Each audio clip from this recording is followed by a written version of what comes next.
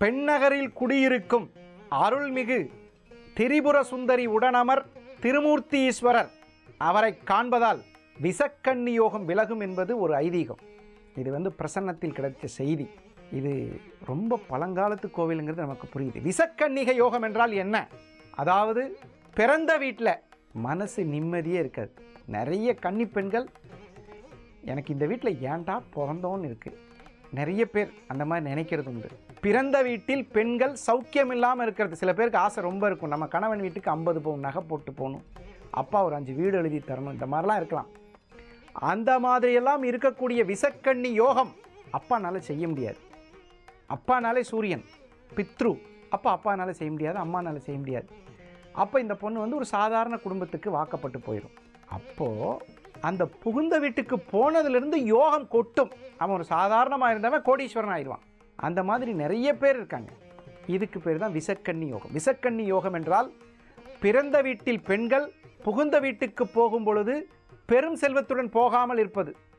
இது யாருக்கு அதிகமாக பாதிக்குதுன்னு கேட்டால், காலபுருஷனின் 9ஆம் வீட்டுக்கு அதிபதியாக இருக்கக்கூடிய தனுசு வீட்டில் இருக்கக்கூடிய நட்சத்திரங்களுக்கு அதிகமாக பாதிப்பு ஏற்படுது. அதுதான் விசக்கன்னிகை யோகம்.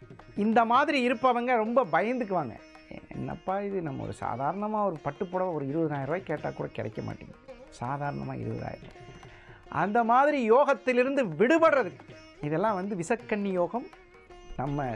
நம்மளை அண்டக்கூடாது அப்படின்னு யாருக்காவது ஆசை இருந்ததுன்னா, அருள்மிகு திரிபுர சுந்தரி தாயாரின் பாதத்தில் விழுந்தால் அந்த விசக்கன்னி யோகத்திலிருந்து விடுதலை. அதுதான் பெரிய விசேஷம், ரொம்ப அருமையான விசேஷம். அந்த விசக்கன்னி யோகத்திலிருந்து விடுபடுறதுக்கு திரிபுர சுந்தரி தாயார் அருள்வாளிக்க காத்திருக்கிறார் என்பது ஒரு அற்புதமான செய்தி தானே.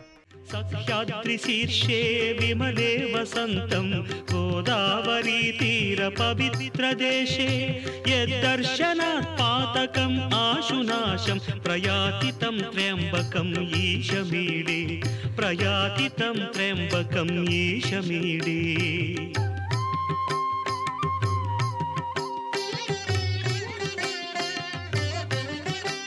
सुताम्रपर्णी जलराशियोगे निबध्य सेतुं विशिखैरसङ्ख्यै श्रीरामचन्द्रेण समर्पितं तं रामेश्वराख्यं नियतं नमामि, रामेश्वराख्यं नियतं नमामि. यं डाकिनी शाकिनिका समाजैः निषेव्यमानं पिशिताशनैश्च सदैव भीमादि पदप्रसिद्धं तं शङ्करं भक्तहितं नमामि, तं शङ्करं भक्तहितं नमामि.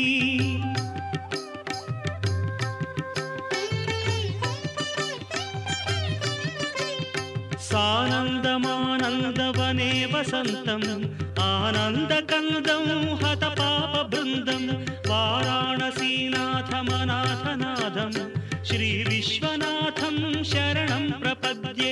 इडापुरे रम्य विशालकेऽस्मिन् समुल्लसन्तं च जगद्वरेण्यं वन्दे महोदारतरस्वभावं कृष्णेश्वराख्यं शरणं प्रपद्ये.